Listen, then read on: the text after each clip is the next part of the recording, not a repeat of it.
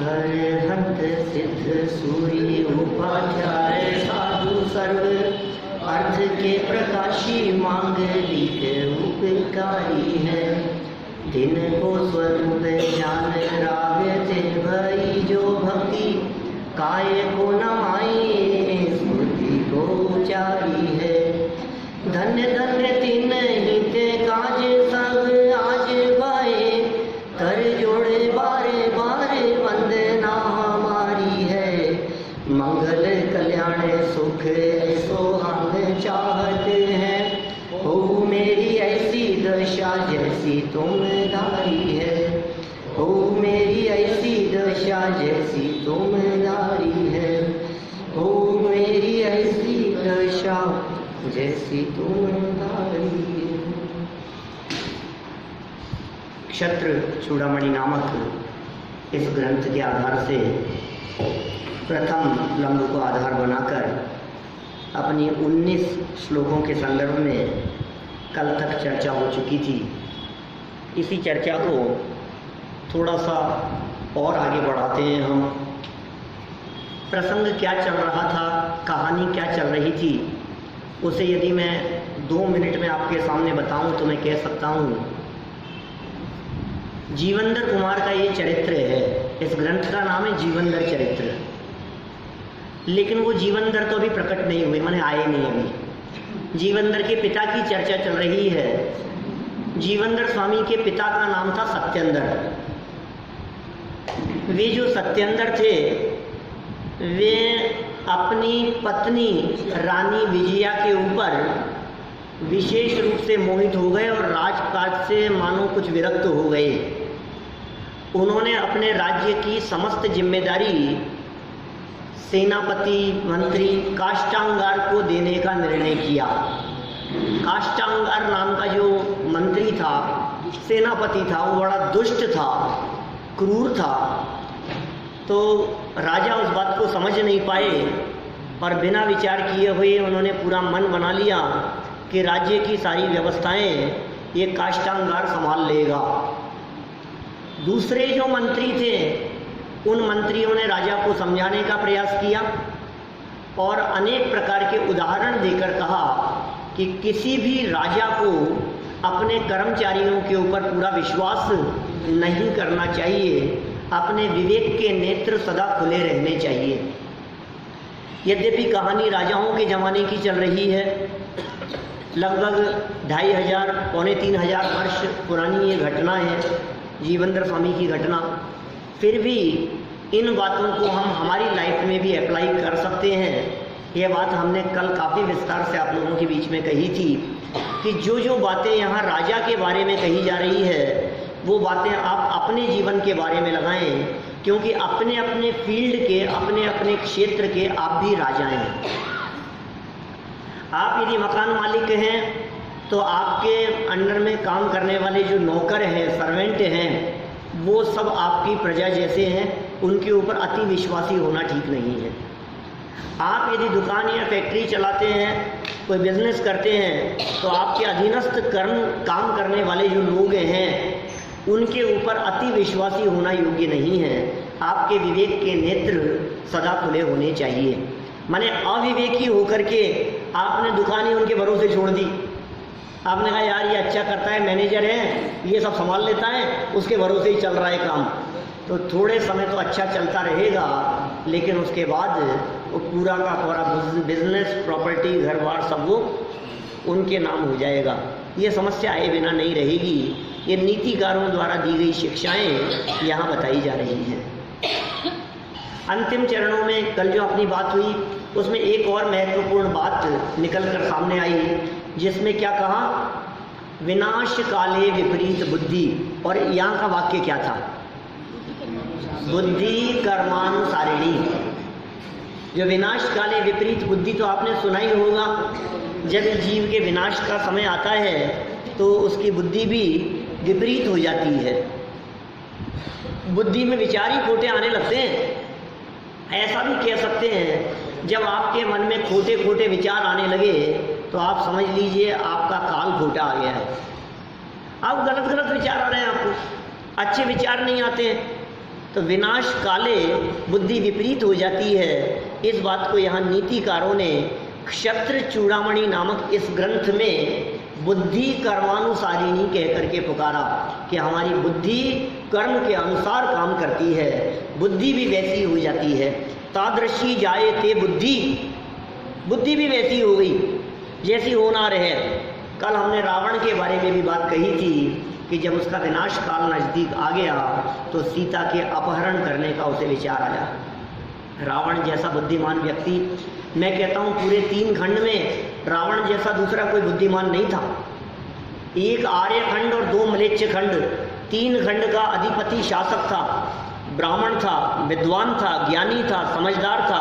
उसकी बुद्धि कम नहीं थी, बहुत विशिष्ट बुद्धि का धनी, बहुत धर्मज्ञ, जैन धर्म को बहुत बारीकी से स्वीकार करने वाला, भगवान शांतिनाथ स्वामी का भक्त। भक्ति इतनी जबरदस्त उसकी कि रावण की भक्ति की चर्चाएं देश देशांतरों में चला करती थी। उसकी भक्ति के संदर्भ में अपने पद्म पुराण ग्रंथ में इस प्रकार का लिखा है कि जब भगवान शांतिनाथ की भक्ति और स्तुति करते समय समझ लीजिए वीणा के तार टूट गए भक्ति के दौरान, तो उसने अपने शरीर से नसें खींच करके वो तार को जोड़ लिया, क्या कि भक्ति में विघ्न ना पड़े, तो ऐसी भक्ति में बाधा न पड़े, ऐसी भक्ति थी उसकी। धार्मिक तो था ही, संस्कारवान भी था। तो फिर ये क्या किया उसने, ये तो बताओ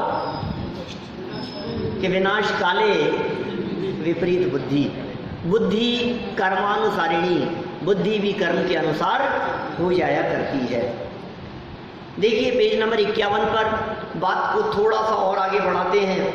रागी या विरागी और रागी जीवों की जीवन पद्धति 20 नंबर का ये श्लोक है जहाँ से बात हमें आगे बढ़ानी है। जब बुद्धि विवेक अनुसार हो जाती है, कर्म अनुसार हो जाती है, तो विवेक का रखे, विवेक का तो हमारे अधिकार रहा ही नहीं ना। जब बुद्धि भी वैसी हो गई, काली फूटा आ गया है, अब बुद्धि क्या करेगी, बुद्धि भ्रष्ट हो गई, समझ लो आप। विवेक कुछ मतलब नहीं, वो विवेक कुछ नहीं कर पाएगा। लेकिन जो जिनका जागृत विवेक है उनकी होनार कोटि होती ही नहीं है। क्या कह रहे हैं, जिनका विवेक सदा जागृत है, पूर्वकृत कर्म के उदय से बनने वाली परिस्थितियों में जिन्होंने अपने विवेक को थोड़ा बहुत भी जागृत रखा, वे बहकेंगे नहीं, भटकने के मार्ग बहुत आएंगे, लेकिन वे सावधान रहेंगे। देखो रागी और विरागी जीवों की जीवन पद्धति का कुछ अंतर यहाँ बतला रहे हैं। 20 नंबर का श्लोक है, पेज नंबर है 51। आचार्य वादीप सिंह क्या लिखते हैं, कुल मिलाकर जाननहार रहे बस खाली, ज्ञाता दृष्टा रहना ही श्रेष्ठ है।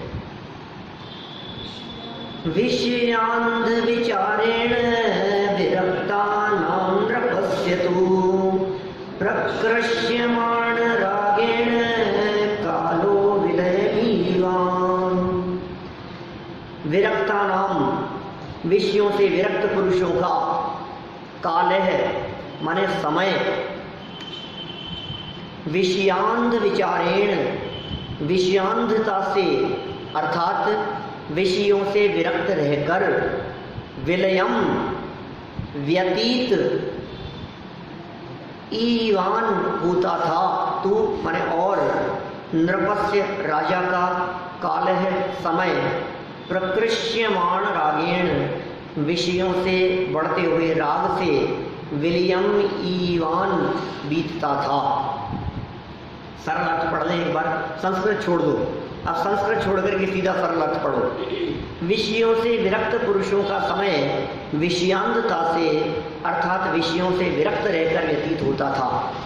जो विषयों से विरक्त हैं, जो विरागी हैं, उनका समय तो विषयों से, विषयों की अंधता से विरक्त रहकर व्यतीत होता था, और राजा का समय विषयों में बढ़ते हुए राग से बीतता था।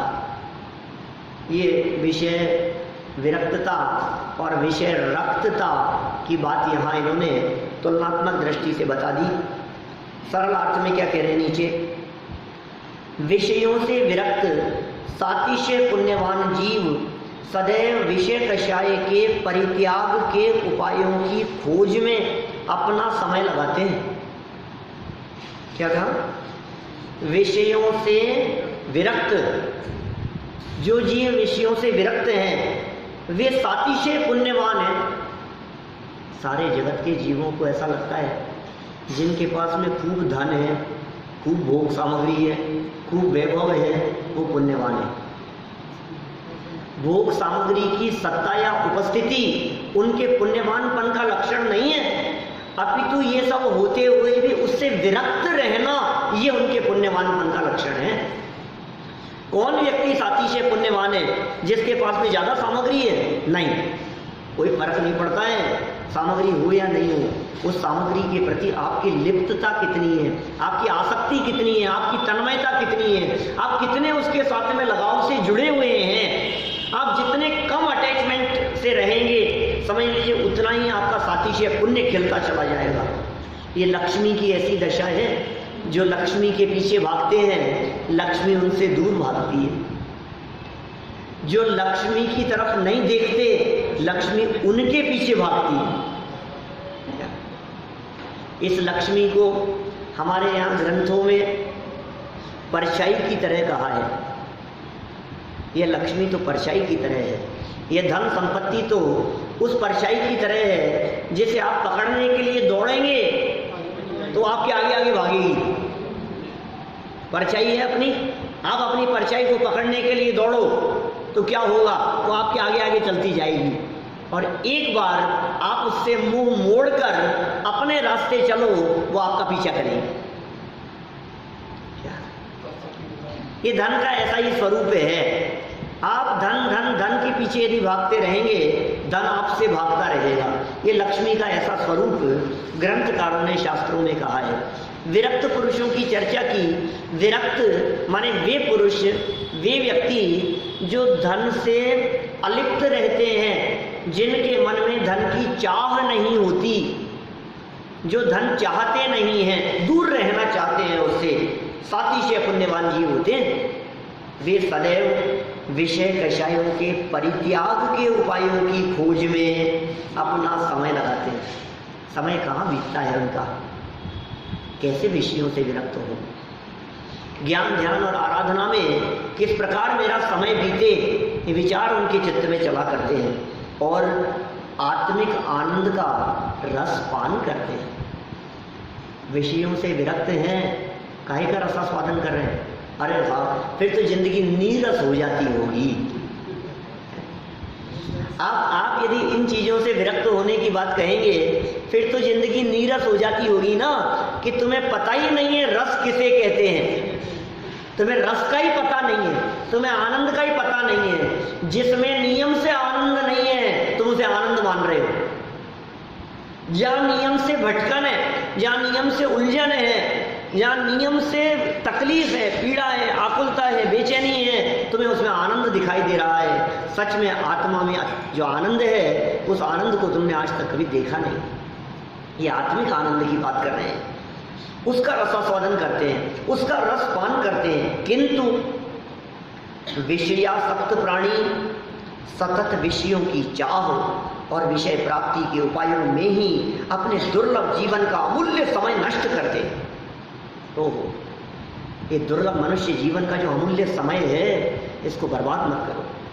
ये मनुष्य जीवन का दुर्लभ समय बर्बाद करने के लिए नहीं है, ये विषयों में खो देते हैं और ये घंटों घंटों बर्बाद कर देते हैं टीवी के सामने बैठकर। न्यूज़पेपर सामने खोल करके बैठते हैं। मैं ऐसे ऐसे लोगों को जानता हूँ जिनको 2-2 घंटे लगते हैं न्यूज़पेपर पढ़ने में, 2-2 ढाई घंटे। कोई छोटी से छोटी न्यूज ऐसी नहीं होती, मेरी आंखों के सामने उनके चेहरे घूम रहे हैं। माने जिनके छोटी से छोटी खबर भी, बारीक से बारीक अक्षर और लाइनें भी वो बराबर पढ़ते हैं पूरी। ऐसे कई लोग हैं निगाह में, ऐसे बहुत लोग निगाह के सामने घूम रहे हैं जिनके हाथ से टीवी का रिमोट नहीं छूटता है। बोलो, दिन भर चैनल घुमाते रहते हैं कि सुनो, न तो तुम्हारे आत्म कल्याण से, मोक्ष मार्ग से इस टीवी उसका संबंध नहीं है, और न ही इसका संबंध तुम्हारे लौकिक जीवन से। क्या कहा हमने?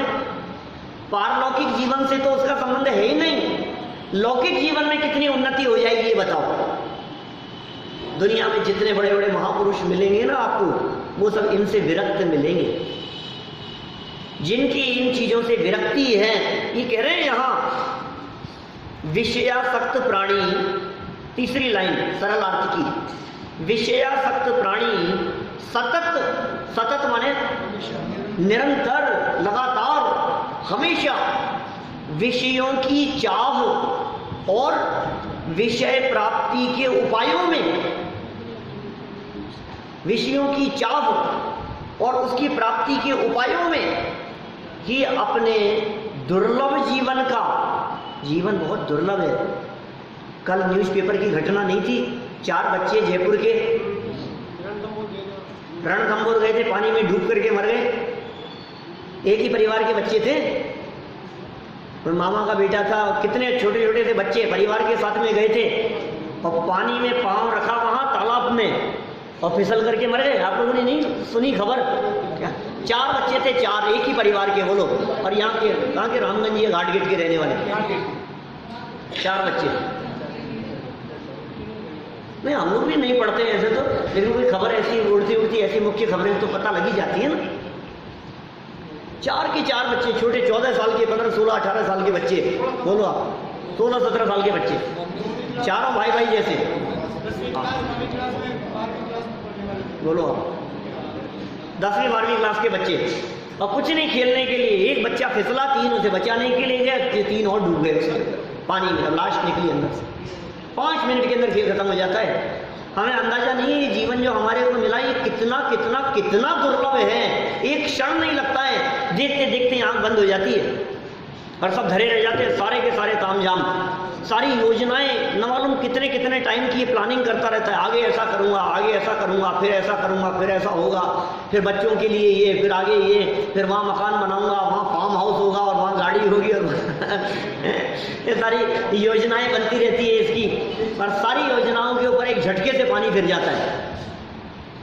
ये अकेले कल की घटना नहीं है, ये घटनाओं से न्यूज़पेपर रोजाना भरे मिलते हैं अपने को, लेकिन हमारे माथे पर जू नहीं रहती है। हमारे को विकल्प नहीं आता है कि ये जीवन इतना दुर्लभ है, ये खत्म हो जाएगा तो क्या होगा। जोड़ने में लगे हुए, एफडीओ पे एफडीआं, एफडीओ पे एफडीआं, बस उसका ब्याज बढ़ता जाता है, जुड़ता चला जाता है, इकट्ठा होता चला जाता है, भोगने की तो फुर्सत ही नहीं मिलती है। क्या इसका कुछ चैन नहीं है बिल्कुल भी, बस बढ़ता हुआ दिखता है ना, वो अच्छा लग रहा है, तो करेगा क्या ये तो बता। क्या वो आसक्ति छूटती नहीं है, किसके लिए कर रहा है? स्वयं का एक दुर्लभ मनुष्य जीवन के क्षण तो खो रहा है, फिर बर्बाद कर रहा है। एक बात कहूं आपसे, ऊपर वाली जो लाइन पड़ी थी उसको अपोजिट करके देखना जरा। विषय से विरक्त जीवों के लिए इन्होंने कहा सातिशय पुण्यवान। इसका मतलब विषयों में रक्त रहने वाले और अपने दुर्लभ मनुष्य जीवन के क्षणों को बर्बाद कर देने वाले, वे कैसे? सातिशय पुण्यवान नहीं, इसका उल्टा कर दो, अभागे हैं, अभागे।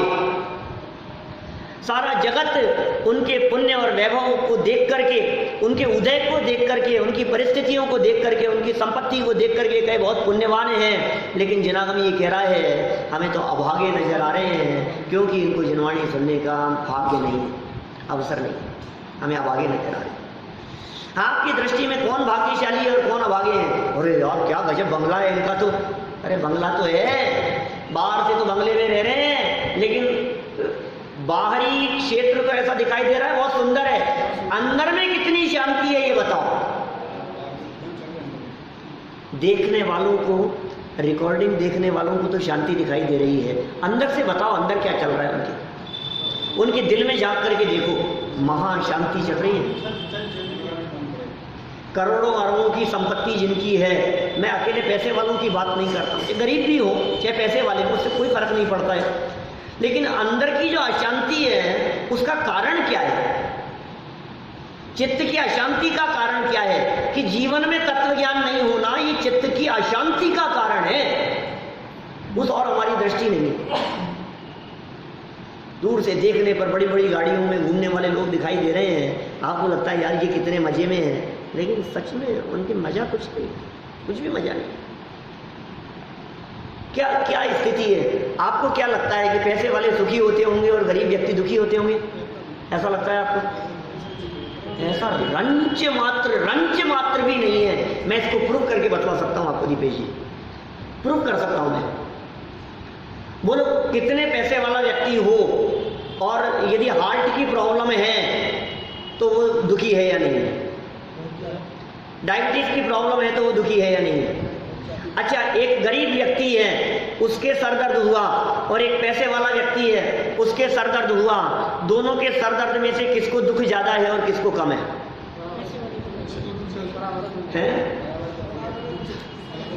दुख तो बराबर ही है। इसका मतलब पैसे के होने और नहीं होने से सर दर्द से कुछ फर्क नहीं पड़ता। पैसे वाले की ज्यादा जोर से लगेगा वो अलग बात है, लेकिन तो भी उससे कोई फर्क नहीं पड़ता है। शारीरिक जो तकलीफ है, मनुष्योचित जो जीवन है, मनुष्य व्यवहार जिसे हम कहते हैं, थकान है, नींद है, भूख प्यास है, सर्दी गर्मी है, सर दर्द पेट दर्द है, घुटनों का दर्द है, दांत दर्द है, ये जो तकलीफ गरीब को होती है और वैभव संपन्न को होती है, दोनों में तो रंच मात्र भी फर्क नहीं दिखता हमें। एक गरीब आदमी के दांत में दर्द हुआ तो ज्यादा होता है, और पैसे वाले के दांत में दर्द होगा तो वो तो कोई बात नहीं, यार पैसा बहुत है अपने पास, तो अरे पैसा बहुत है, होगा पैसा कि नहीं बदलवा लेंगे अपन तो, अरे बदलवा तो लेंगे, क्या क्या बात बदलवाने की नहीं है, लेकिन क्या उसमें मजे हैं? क्या कैसा लगता है बोलो? किसी पैसे वाले व्यक्ति, अरे यार तेरे तो पुराने दांत हैं, कितने 45-50 साल पुराने दांत हैं आपके, हमारे तो अभी लेटेस्ट नए लगे हैं पूरे के पूरे, ऐसा खुश होता होगा। मैं कितना भाग्यशाली हूँ, मेरे तो दांत भी बदल गए, मेरी तो किडनी भी बदल गई, मेरे घुटने भी बदल गए, मेरी आंखें भी बदल गई, कान भी, मैं तो मशीन से देखो सुनता हूँ, कितना भाग्यशाली हूँ। कोई सोचता है ऐसा? किसी को लगता है कितना भाग्य? महा दुखी है सच में ये जो शरीर की स्थिति है। और सुनो, बच्चे सामने जवाब देने का जो दुख है, ये दुख पैसे वालों को कम होता होगा? मैं तो दुख का कंपैरिजन कर रहा हूं। आपके पैसे ने आपके दुख में कितनी कमी की वो तो बताओ। और बताऊं आपको, जिनके पास में खूब पैसा है वो भी रोटी तो 2 ही खाते हैं, 4 खाते होंगे, और कितनी खाएंगे? और देखो, फुटपाथ पर बैठ करके भी यदि कोई व्यक्ति अपने परिवार के साथ में बैठकर यदि मजे से 4 रोटी खा रहा है, हंस रहा है, खेल रहा है, मस्ती कर रहा है, तो वो उसको भी सुखी है। वो उससे पूछो कि तेरे को कोई तकलीफ नहीं आ रही, मजे से चल रही है जिंदगी, लो ये मजे से बता रहा है। फुटपाथ पर रहने वाला भी अपनी जिंदगी को मजे से बता रहा है, और वो कह रहा है कि अरे भाई साहब हमारी हम ही जानते। मैं कहूँ भैया आपके तो खूब मजे आ रहे हैं भैया, हम तो हमारी हम ही जानते। क्यों, क्या हुआ? ये बातें ऊपर ऊपर से देखने पर जरूर हमारे को अंतर नजर आता है, लेकिन सच में कोई अंतर नहीं है, क्योंकि तत्व ज्ञान के बिना शांति कहीं नहीं है। अशांति का कारण और शांति का कारण ये आपके अंदर में मौजूद है। ये बाहर से शांति और अशांति दिखती जरूर है, लेकिन होती नहीं है, क्योंकि बाहरी परिस्थितियां आपको शांत करने में और अशांत करने में समर्थ नहीं है। आप अपने अंतरंग परिणामों से शांत हैं और आपने अपने परिणामों से ही अशांत हैं। कितनी सुंदर बातें कही है।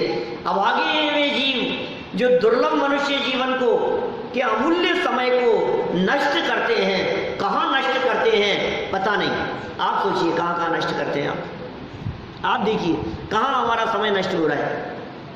घूमने फिरने में, खाने पीने में, मौज मस्ती करने में, इधर उधर की बातें करने में। 4 आदमियों के साथ में बैठ करके खड़े हैं, बैठे हैं तो इधर उधर की बातें कर रहे हैं। मैं कहता हूँ कभी कभी ऐसा सुना होगा आपने, अपनी लाइफ का दीपेश जी 90% टाइम, अच्छा बड़े 90% टाइम अपनी लाइफ का इस जगह बीतता है जिससे आपकी पारलौकिक और लौकिक दोनों प्रकार की उन्नति का संबंध नहीं है। 80-90% समय मतलब आप दिन भर में सोचो, जरा कल्पना करना, आप जो बातें कर रहे हो, आप जो चर्चाएं कर रहे हो, जहां आप समय बिता रहे हो, उससे आपकी लौकिक उन्नति में कितना इफेक्ट पड़ेगा। इधर उधर की चर्चाएं, चाहे वो राजनीति की चर्चाएं हो, चाहे वो खेलों की चर्चाएं हो, चाहे समाज की चर्चाएं हो, चाहे दूसरों के बारे में की गई बातें हो, चाहे टीवी हो, चाहे न्यूज़पेपर हो, चाहे स्पोर्ट्स की चर्चाएं हो, उन चर्चाओं से, मोबाइल की चर्चाएं हो, व्हाट्सएप हो, फेसबुक हो, इन चीज़ों से आपकी कितनी लौकिक उन्नति हो रही है, एक बार गहराई से विचार करना, और कितना समय इन चीजों में बर्बाद हो रहा है। उसका ऐसा हो गया, इसका ऐसा हो गया, उसने ऐसा कर दिया, उनके घर में ये चल रहा है, इनका ये हो रहा है, वहां समाज में देखो उसका ये हो गया। इन चर्चाओं से तेरे को क्या हो रहा है भाई? तेरी कितनी, मैं आध्यात्मिक उन्नति की बात नहीं कर रहा हूं, मैं आंतरिक जीवन मोक्ष मार्ग की बात नहीं कर रहा हूं, मैं आपकी घर गृहस्थी के संबंध की बात कर रहा हूं। आपकी घर की उन्नति, घर की सुख शांति का संबंध भी नहीं है। वापस मोदी सरकार आएगी कि नहीं आएगी, इस बात से आपका क्या लेना देना है, बताओ मेरे को। किसकी सरकार आनी है और किसका क्या होना है, लेकिन कितना समय हमारा इन चीजों में बर्बाद होता है। ये कह रहे हैं दुर्लभ जीवन के समयों को बर्बाद कर रहा है।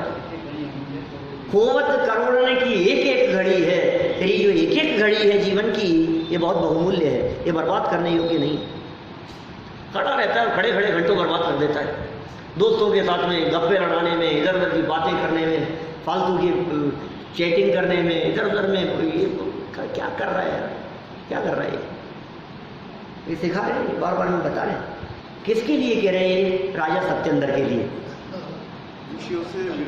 कौन से राजा की बात चल रही है? सब राजा हैं, अपने अपने मन के राजा तो सब हैं।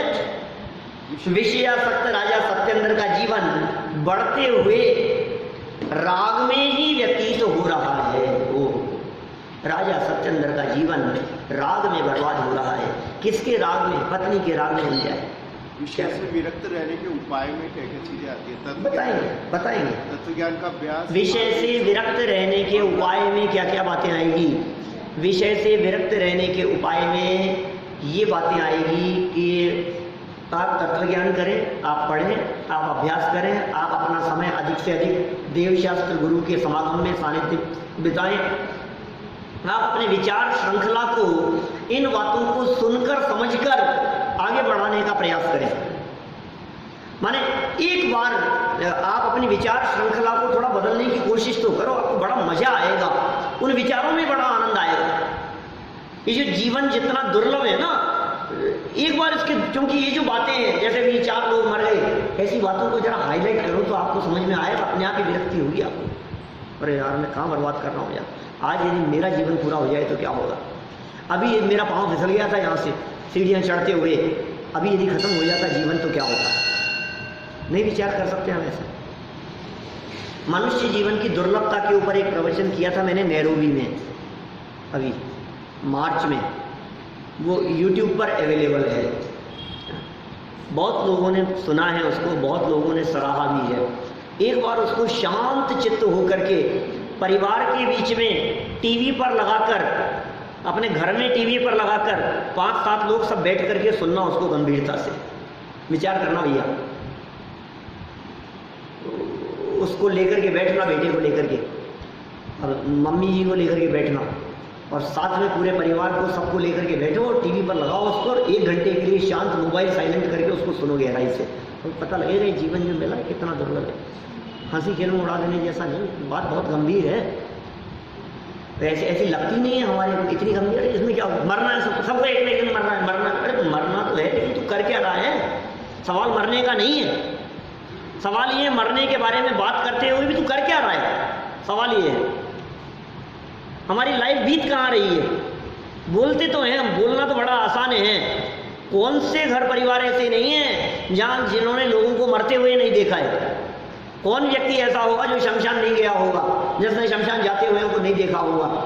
रोजाना न्यूज़पेपर रंगे हुए आते हैं हमारे सामने, लेकिन क्या करें, हमें विकल्प नहीं आता है।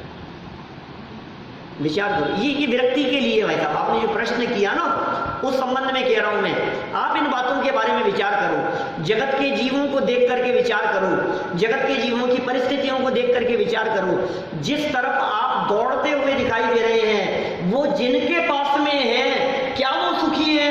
इस बात का विचार करो।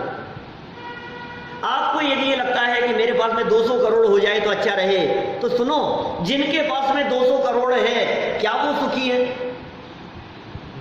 आपको लगता है मेरे पास में बढ़ते हुए 500 करोड़ हो जाए, तो जिनके पास में वो है, क्या वो सुखी है?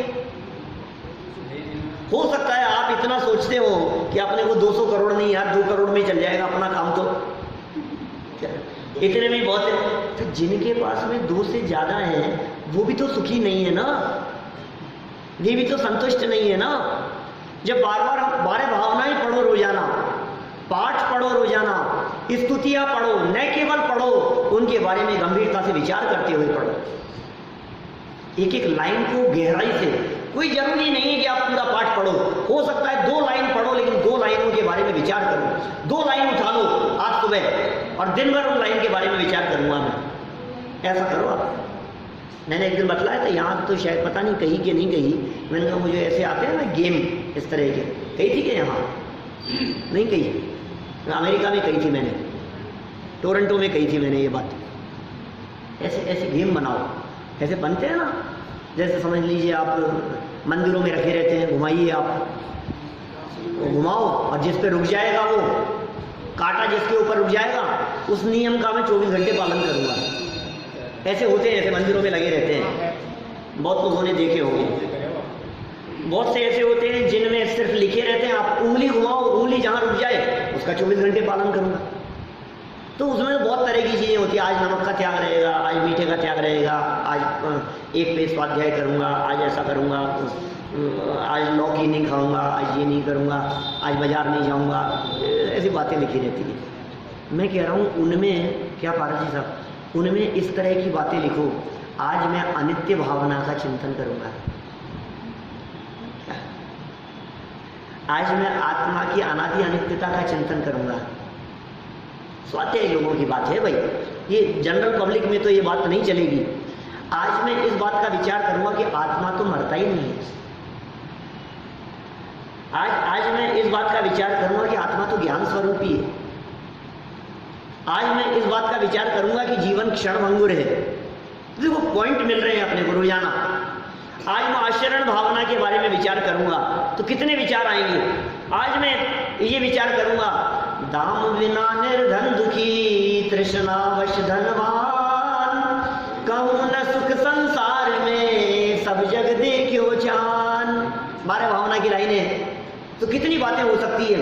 ऐसे 25-50 पॉइंट मैं निकाल करके दे सकता हूँ। 100 ही तो पॉइंट चाहिए आपको, बनाओ उसको, डब्बा भी रख सकते हो ऐसा मंदिर में, पर्चियां बना करके, एक पर्ची उठाएंगे इसमें से रोजाना, जो पर्ची उठ गई उस नियम का पालन करेंगे। आज हमारे विचार क्या चलेंगे, ये विचार, मैं ज्ञानानंद स्वभावी हूं, अहम इक्को खलु शुद्धो, इसके बारे में विचार करेंगे। कर्म के उदय के बारे में विचार करेंगे। मैंने बहुत सारे पॉइंट बतलाए वहां कनाडा में, लोग प्रैक्टिकल की बात कर रहे थे बड़ी, ये प्रैक्टिकल कैसे करें पंडित जी, प्रैक्टिकल कैसे करें। मैंने कहा ऐसे करो प्रैक्टिकल, मैं तरीके बताता हूँ आपको प्रैक्टिकल कैसे करना है। आजकल तो प्रैक्टिकल का जमाना है ना, हर व्यक्ति प्रैक्टिकल की बात करता है। कैसे करें प्रैक्टिकल, इन जैन सिद्धांतों को अपनी लाइफ में किस तरह से अप्लाई करें। अस्तित्व गुण, द्रव्यत्व गुण, प्रमेयत्व गुण, वस्तुत्व गुण। आज क्या करना है हमारे को, आज वस्तुत्व गुण के बारे में विचार करना है दिन भर। अब जिसको थोड़ा सा अभ्यास होगा वो विचार करेगा वस्तुत्व गुण क्या होता है। और यदि आपको पता नहीं है तो आप वस्तुत्व गुण के बारे में पहले पढ़ो, किसी वक्ता से, विद्वान से पूछो कि आज मेरी पर्ची में वस्तुत्व गुण निकला है, ये क्या होता है, फिर स्वरूप समझ करके आज दिन भर उसके बारे में विचार करो, ये वस्तुत्व गुण क्या है। हर वस्तु अपने योग्य काम करती है। नमक अपने खारेपन को नहीं छोड़ता है क्योंकि उसमें वस्तुत्व गुण है। मिश्री अपने मीठेपन को नहीं छोड़ती है, उसका वस्तुत्व नाम का गुण है। 6 सामान्य गुण पढ़े थे, किसको याद है 6? अस्तित्व, वस्तुत्व, द्रव्यत्व, प्रमेयत्व, अगुरु लघुत्व और प्रदेशत्व। ये 6 सामान्य गुण हैं। इन गुणों का क्या स्वरूप है, एक एक के बारे में विचार करो। थोड़ा कहा है, बहुत समझ लेना, ये तो कोई ऐसी कोई मेरे दिमाग में आई थी बात तो बता दी मैंने आपको। आप विचार चिंतन करें, ये प्रैक्टिकल, ये तो प्रैक्टिकल है। आप जब आपके ये समझ में आ गया कि आज मेरे को कर्म के उदय के बारे में विचार करना है, अब दिन भर में कितनी बातें ऐसी हो सकती है जो कर्म के उदय के बारे में सोचनी है आपको। हर जगह पर अप्लाई करो उसको। अब इसके लिए कोई जरूरी नहीं कि शास्त्र लेकर के बैठो। खाते पीते, उठते बैठते, घूमते फिरते हुए, दुकान पर बैठे हुए, बिजनेस करते हुए आप उदय के बारे में विचार कर रहे हो। दिन भर ये परिस्थितियां बन रही है, कर्म का उदय ख्याल में आ रहा है। अरे यार, प्रतिकूल परिस्थिति हुई, जे कर्म पूरव किए खोटे, सहे क्यों नहीं जियरा, अति क्रोध अग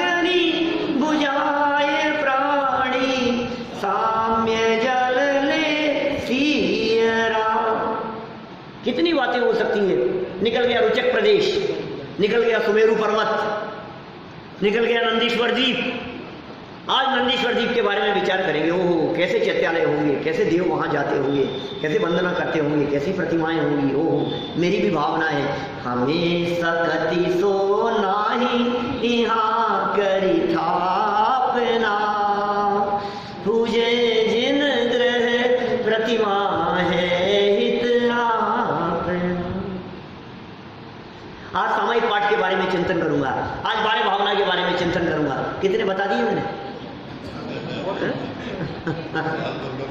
आप ही बताएंगे। तो ये मतलब मेरा कहने का मतलब आइडिया तो हमसे लीजिए जितने चाहें आप, अप्लाई आपको करना है, प्रैक्टिकल आपको करना है। आप अपने जीवन में किस तरह से अप्लाई कर सकते हो, ये सब मेरा तो भावना थी ऐसा ऐसा बना करके पूरे देश में, पूरे दुनिया के मुमुक्षु मंडलों के अंदर सब जगह भिजवा दो, स्वाध्याय समाज के बीच में, और रोजाना करें इसके बारे में। एक एक पॉइंट उठाया आपने, फिर देखो आपका जीवन कैसा हो। लेकिन प्रतिज्ञा को निभाना क्या, वो चलना चाहिए। कोई लाइन उठा ली आपने सुबह सुबह, एक भजन की लाइन उठा ली, भक्ति की लाइन उठा ली, अब वो उसके ऊपर चिंतन चल रहा है। विनय पाठ की कोई लाइन उठा ली आपने, आलोचना पाठ की कोई लाइन उठा ली आपने, मैं ज्ञानानंद स्वभावी हूँ, एक लाइन पढ़ लिया, मैं ज्ञानानंद स्वभावी हूँ। अब बतलाओ, मैं ज्ञानानंद स्वभावी हूँ कि मैं दुखी होने के स्वभाव वाला हूँ? जबरदस्ती दुखी हो रहा है। फिर चलेगा आपका चिंतन, मिलेगी खुराक दिमाग को थोड़ी सी। अभी तो क्या होता है, खाली दिमाग शैतान का घर, दिमाग में कुछ है ही नहीं, क्या चले, कुछ भी चलो, जो भी है, जो दिखता है वो विचार करता है, इधर उधर की बातें सोचता रहता है। चलो भाई, विशेषार्थ पढ़ते हैं। सत्येंद्र जो थे उनका जीवन बढ़ते हुए राग में ही व्यतीत हो रहा है। क्या राग में व्यतीत हो रहा है उनका जीवन? विशेषार्थ, रुचि श्रद्धा के अनुसार वीर्य काम करता है। रुचि अनुयायी वीर्य, ये लाइन सुनी है आपने कभी? रुचि अनुयायी वीर्य, ये सूक्तियां हैं, कल आपको याद किया था मैंने। रुचि अनुयायी वीर्य, ये सूक्तियां हैं, सूत्र है ऐसे, जैसे बुद्धि कर्मानुसारिणी, ये सूत्र है। इन सूत्रों को लिखो, इन सूत्रों को याद करो। क्या कभी ऐसी भी बात आ सकती है, आज मैं जिनागम की 2 गाथाएं याद करूंगा, लो अब कुछ नहीं, 2 गाथाएं याद करेंगे आज तो दिन भर वो गाथाएं चलेगी, आपको याद करनी गाथा है। एक गाथा की 1 लाख रुपए मिलने की बात कही थी क्या मैंने कभी? ये विचार करो, ऐसा मैंने कही थी शायद पहले कभी ऐसी बात आपसे। आप विचार करो, एक तरफ 1 लाख रुपया मिल रहा है, एक तरफ एक गाथा याद करना है। एक गाथा के याद करने की कीमत 1 लाख रुपए प्राप्त करने से ज्यादा है। अब बोलो, आप करेंगे कि नहीं करेंगे? फील करना, बहुत तरह की बातें हो सकती है। रुचि के अनुसार श्रद्धा काम करती है, रुचि के अनुसार वीर्य काम करता है। रुचि मानी होती है श्रद्धा। कोई व्यक्ति, बहुत लोग ऐसे मिलते हैं, वो ये कहते हैं पंडित जी रुचि तो बहुत है, रुचि तो बहुत है हमारी भी, लेकिन आ नहीं पाता हूँ। क्या क्या कहा जी? रुचि तो बहुत है, लेकिन क्या करूँ, टाइम नहीं मिलता है। हमारी भी बहुत रुचि है। अच्छा, तुम्हारी बहुत रुचि है, सुनो, रुचि अनुयायी वीर्य, ये नीतिकारों का सूत्र है। वीर्य मतलब पुरुषार्थ। रुचि के अनुसार पुरुषार्थ काम करता है। जिसकी जिधर की रुचि होती है उसके कदम अपने आप उधर की तरफ बढ़ते हैं। ये नियम है, नियम नियम नियम। यदि समझ लीजिए आपको 2 ऑप्शन दिए जाएं कि अभी प्रवचन का समय, प्रवचन सुनने के लिए चलना है, और दूसरी तरफ ये कहा जाए कि एक वो आने वाला है जिसके साथ में थोड़ी सी डीलिंग होने वाली है आपके साथ में, बतलाओ आप किधर जाते हो? कि सुनो, जिधर आपकी रुचि होगी ना उधर आपके कदम बढ़ेंगे। अब आपको नहीं, रुचि तो बहुत थी, लेकिन क्या करूं, अब वही समय उसका, अब वही समय आपका। तो फिर हमने सोचा कि आप तो रोज ही बोलते हो, आज उससे ही मिल लेते। वही समय आपका प्रवचन का, वही समय किए की बैठक का। आप गए नहीं क्या आज? अच्छा, जाके आ गए। जो रुचि होती है तो ऐसे आ जाते हैं। सच में कल कह करके गए थे नहीं आ पाऊंगा, आज समय से पहले आ गए, जा करके भी आ गए। निपटाएगा। माने आपकी जिधर की रुचि होगी, आपका जिधर कदम बढ़ रहा है, इसका मतलब ये उधर की रुचि है। मैं तो ये कहता हूँ थाली लगी हुई है, और थाली लगी हुई के अंदर भी आपका हाथ यदि किसी की तरफ बढ़ रहा है, कोई आइटम की तरफ, इसका मतलब आपकी रुचि उसको लेने की। रुचि के अनुसार पुरुषार्थ काम करता है। ये सर्व सामान्य नियम है, सब जगह पर लागू होगा। आप ये भी कह सकते हैं नहीं साहब रुचि तो नहीं थी, लेकिन क्या करूं, रुचि तो आपके प्रवचन सुनने की है, रुचि तो स्वाध्याय की है, लेकिन क्या करूं। ज्यादा किसी को धोखा देने की जरूरत नहीं है। किसको धोखा दे रहे हैं आप? अपने आप को धोखा दे रहे हैं। सच में रुचि किसे कहते हैं आप जानते हैं? तो युगल जी बाबू जी के शब्द याद आते हैं। रुचि किसे कहते हैं? भूख किसे कहते हैं? केवाड़ों को पापड़ समझ करके खा जाए उसे कहते हैं भूख। भूख लगेगा है तुझे? कहते भूख तो बहुत लग रही है, लेकिन आपने ये सब्जी क्यों नहीं बनाई? नहीं खाऊंगा मैं तो। तुझे भूख लगी नहीं है, नखरे कर रहा है? ये जो तेरे नाटक है ना, ये इस बात को दिखा रहे हैं कि तुझे भूख नहीं लगी है। भूख तो सूखी रोटी को भी नहीं देखता है। भूख उसे कहते हैं कि इतनी भूख लगी है कि यदि कागज भी सामने आ जाए तो कहे मेरे को तो इतनी भूख लग रही है, जो मिले खाने को तैयार हूं। उसका नाम है भूख। भूख कहाँ लगी है अभी तो कहता है ये सब्जी नहीं खाऊंगा, ये रोटी नहीं खाऊंगा, ये क्यों नहीं बनाया आपने, ऐसा क्यों नहीं बनाया, नाटक करता है। तो ये भूख लग रही है तुझे, बहुत तेज भूख लग रही है, तेज भूख लग रही है। और कहता है लेकिन बहुत रुचि है हमारी, तो बहुत रुचि तो छोड़ो, हमें तो रुचि नहीं दिख रही है। रुचि अनुयायी मेरी, रुचि के अनुसार पुरुषार्थ काम करता है? यह वस्तु का स्वभाव है। जिसकी श्रद्धा में त्रिकाली भगवान आत्मा ही उपादेय रूप से है, उसका जीवन शुद्ध रत्नत्रयमय स्वयमेव ही बनता है। त्रिलोकीनाथ इस देह देवालय में बैठा हुआ एक आत्मा, वो त्रिकाली भगवान आत्मा, तीनों काल एक रूप रहने वाला आत्मा जो इस शरीर के अंदर मौजूद है, उस आत्मा की बात कर रहे हैं। वो उपादेय रूप माने अच्छा लगता है, ग्रहण करने योग्य, उपादेय माने अपनाने योग्य, जिसे लगता है उसका जीवन शुद्ध हो जाता है, रत्नत्रयमय अपने आप हो जाता है। उसके जीवन का प्रत्येक कार्य आत्म साधना का पोषक ही होता है, अपने आप होगा ऐसा। उसकी बुद्धि सत्य शोधक बनती है, उसका आचरण मिथ्यात्व, अन्याय, अनीति और अभक्ष्य से रहित एवं स्वपर का हितकारक ही होता है। अनीति, अन्याय, अभक्ष्य का त्याग उसके जीवन में अपने आप हो जाएगा, उसका जीवन शुद्ध सात्विक हो जाएगा। रुचि के अनुसार, रुचि किधर है उधर देखो आप, किस तरफ आपकी रुचि दौड़ रही है। उसकी वाणी भी वीतरागता की पोषक होती है। वीतरागता के प्रति श्रद्धा रखने वाले जीव का जीवन धर्मवर्धक होता है। ओह, कितनी बातें कही है, एक से एक गजब बातें हैं। पूरा पढ़ दूं इसको? बातें तो ऐसी है कि घंटों चर्चा करो इन बातों के बारे में, फिर भी लेकिन ऐसा लगता है कुछ कहानी भी चलनी चाहिए आगे। पूरा करता हूं, देखो। रागी जीव का मन विषयों का आनंद प्राप्त करने में लगा रहता है। खा लो मजे करो, बहुत मजा आ रहा है। रागी जीव का मन विषयों का आनंद प्राप्त करने में लगा रहता है, अतः उसके पुरुषार्थ की गति पतन की ओर अग्रसर रहती हुई सदा विनाश को ही प्राप्त होती है, निराशा को प्राप्त होती है। बोलो, बुद्धि जो उसका पुरुषार्थ है ना, पतन की ओर जाएगा, निराशा होगी। और विषयासक्त पुरुष के परिणाम सदा दुर्वासना से, दूषित होने से पाप युक्त ही रहते हैं। राजा सत्यंधर विषय कषायों में अनुरक्त होकर अपना मनुष्य भाव व्यर्थ ही नष्ट कर रहे हैं। उनकी विषयासक्ति दिन दूनी रात चौगुनी बढ़ रही है। ओह, विरागी और रागी जीवों के जीवन का स्वरूप ही ऐसा ही होता है। देखो, एक तरफ तो राजा की परिणति इस प्रकार चल रही है सत्येंद्र की, और दूसरी तरफ रानी विजया को कुछ स्वप्न आता है, और वो क्या स्वप्न आता है और उस स्वप्न का फल क्या होगा, ये बात आगे यहाँ बहुत मार्मिक ढंग से बतलाई है। इस चर्चा को अपन कल ही आगे बढ़ाएंगे। और नीति भी बतलाई है, नैतिकता की बातें भी कही है, और नीति भी बतलाई है, अपने जीवन में अपनाने योग्य है। चर्चा को कल ही आगे बढ़ाएंगे, अभी की बात को यहीं विराम देते हैं।